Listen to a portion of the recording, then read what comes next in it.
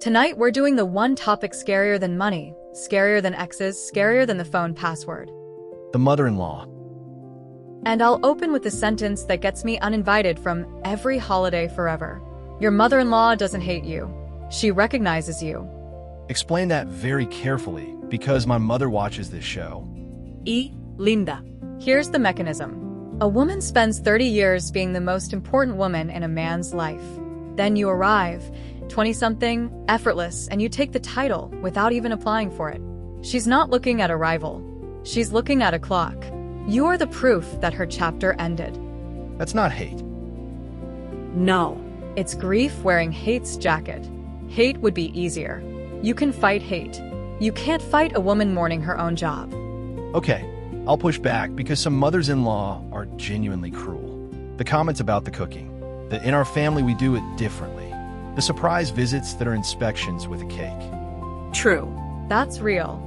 Some are just tyrants who raised a hostage, not a son. This episode isn't permission for cruelty.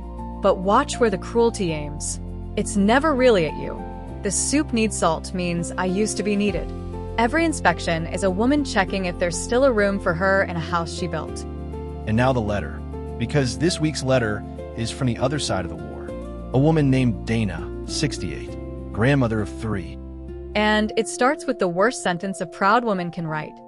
Oh, my daughter-in-law, 15 years of apologies, and I found out from a 4-year-old. Last spring, my granddaughter was playing tea party.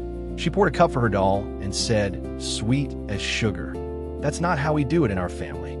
My exact voice, my exact words.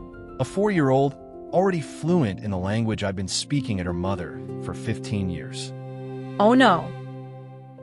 And here's the part I've told no one. My own mother-in-law said those words to me in 1979 at my first Christmas dinner, over a turkey she called brave. I cried in the car. I swore I'd never become her. I became her so precisely I could have used her handwriting. That's the twist nobody wants. The monster-in-law isn't born. She's promoted. Every generation of women swears the chain breaks with them, and then their son brings home a girl with effortless hair. Dana ends with instructions, and they're for both sides.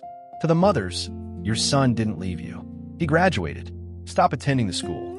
And to the wives, the woman criticizing your soup taught your husband how to love someone. You're fluent in a language she wrote. Once a year, thank her for one specific thing. Watch what it does to her face. Watch what it does to yours. So tonight's assignment has 2 versions. If you have a mother-in-law, find the grief under the jacket. One question about her life before you. That's it.